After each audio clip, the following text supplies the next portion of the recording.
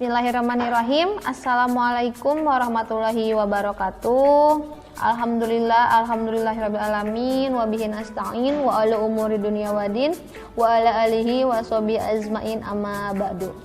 Puji syukur kita panjatkan kehadirat Allah Subhanahu wa taala karena kita masih diberikan sehat dan nikmat yang sangat luar biasa. Walaupun masih dengan keadaan pandemi yang belum berakhir juga. Nah, alhamdulillah kita masih bisa mengikuti kegiatan pelaksanaan MPLS di SMP Plus Al-Bahri dengan secara daring. Karena pada tahun ini serentak melaksanakan MPLS-nya secara daring dengan mengikuti protokol kesehatan dari pemerintah untuk memutus rantai COVID-19 atau virus corona. Ya, sebelumnya perkenalkan, nama saya Siti Rahayuningsih, biasa dipanggil Ibu Ayu. Saya di SMP Plus Al-Bahri mengajar pelajaran IPA. Pada kesempatan kali ini saya ditugaskan untuk memberikan materi pada kegiatan MPLS atau masa perkenalan lingkungan sekolah. Nah, adapun materi yang akan saya sampaikan yaitu tentang belajar secara efektif.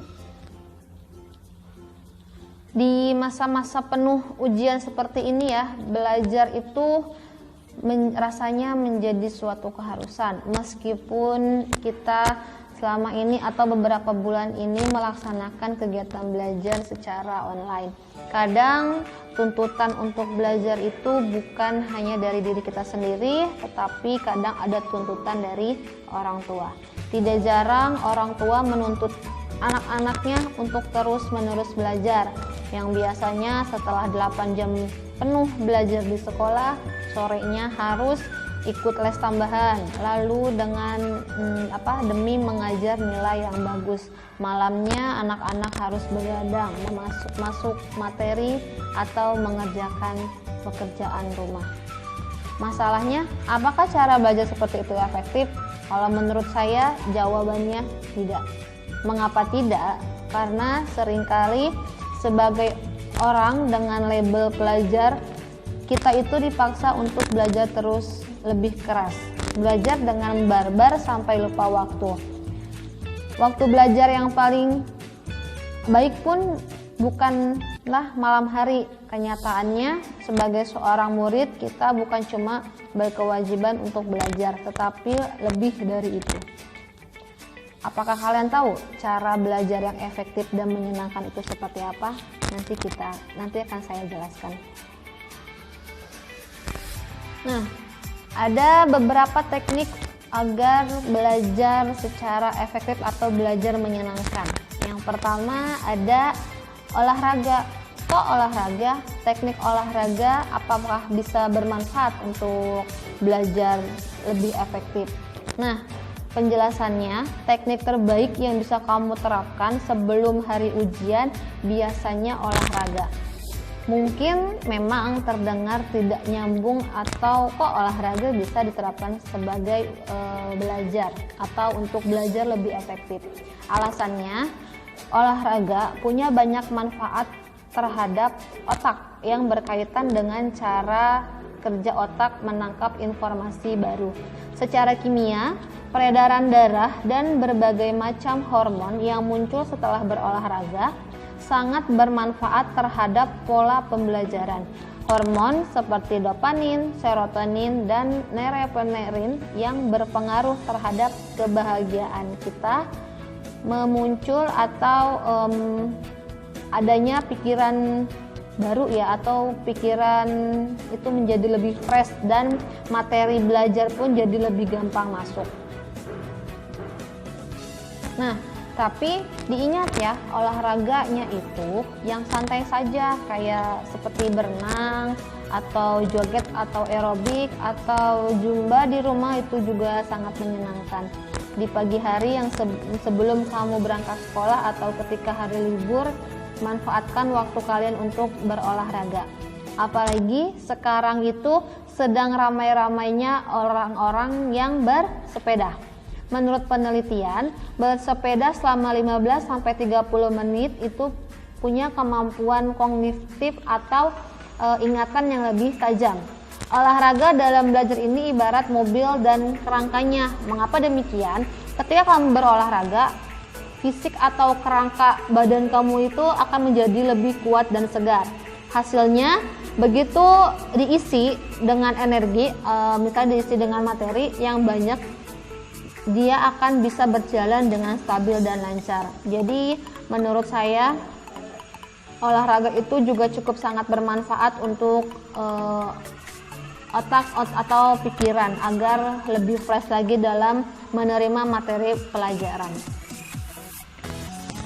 Nah, selanjutnya ada teknik belajar. Ayo, gimana cara kalian belajar selama ini? Apakah sendirian saja mengurung diri di kamar, atau ngumpul bareng teman-teman kamu, atau didampingi orang tua di rumah? Setiap orang pasti punya teknik atau cara belajar secara masing-masing, dan setiap orang pasti punya belajar yang sangat nyaman dan menjadi favorit masing-masing. Saya akan memberi konsep belajar efektif yang sudah terbukti secara sains. Yang pertama, ada satu hal yang perlu kamu perhatikan adalah dengan cara jangan terpaku pada waktu.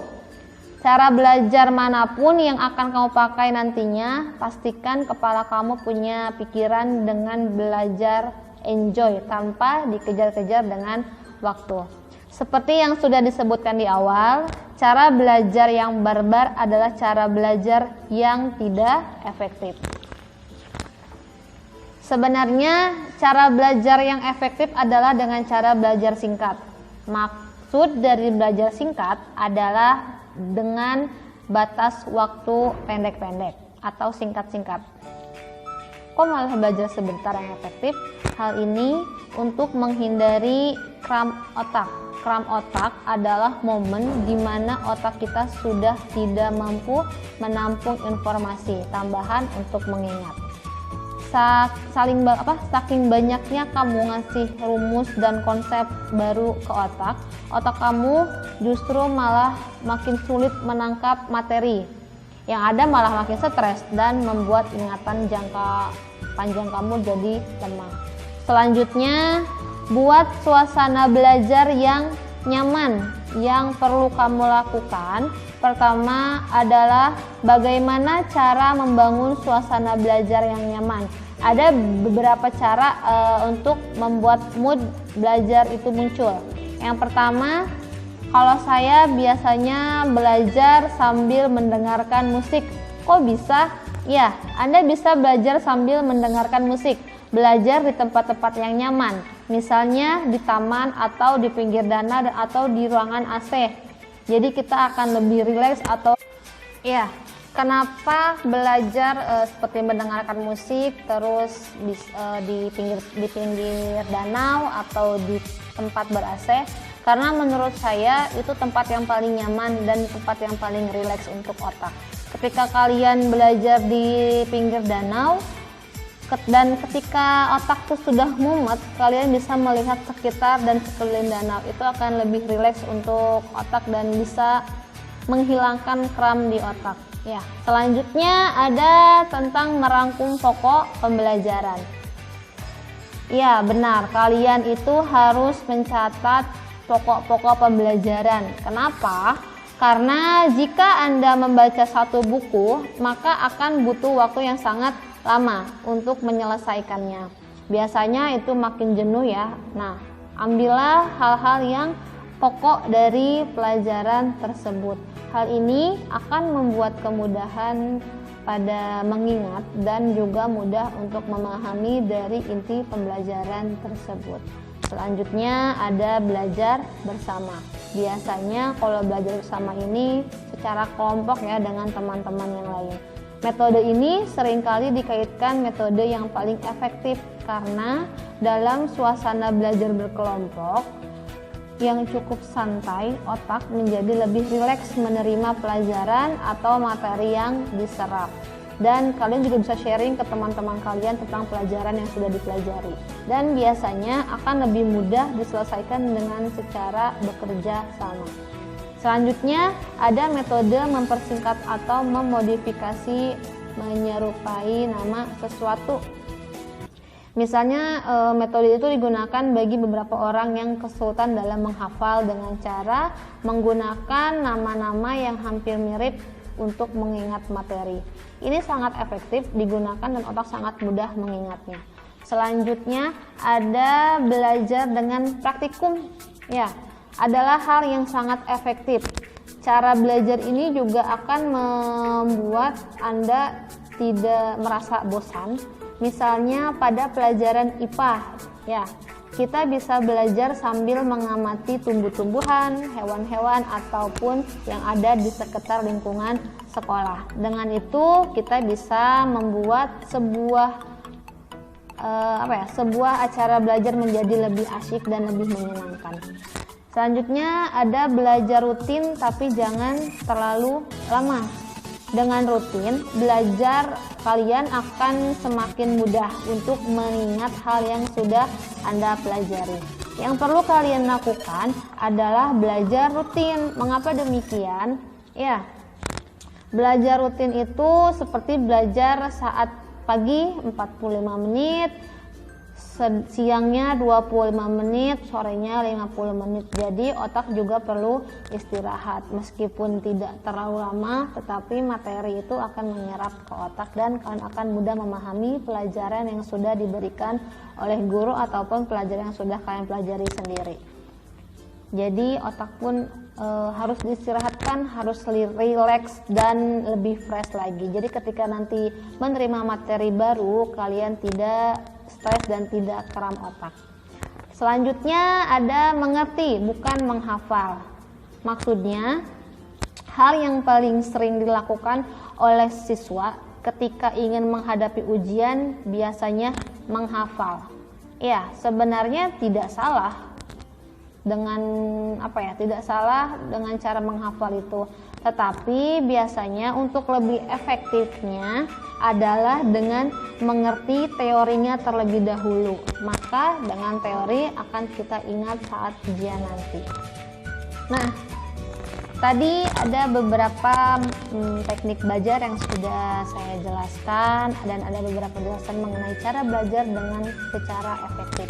Semoga kalian semua tetap semangat dalam belajar meskipun dengan keadaan tidak memungkinkan dan tetap menerapkan belajar dengan efektif meskipun belajarnya secara daring di rumah. Semoga pandemi ini cepat selesai dan bumi kita cepat membaik agar kita bisa bertemu langsung dan tatap muka di sekolah. Semangat untuk kalian para siswa-siswi yang sudah diterima di SMP Plus Albari.